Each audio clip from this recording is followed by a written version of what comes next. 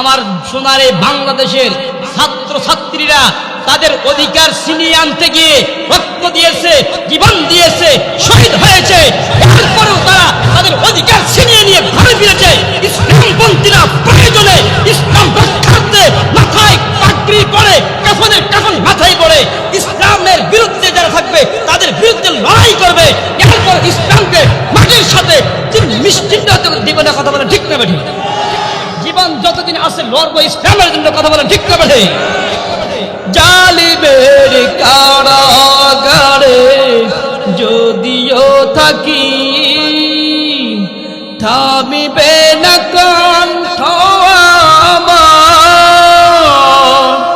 তোমরা শুধু থাকবে অটল, রাজপথ করে অধিকার। তোমাদের বিজয় দেখে ছিনিয়ে আনিবে বিজয়।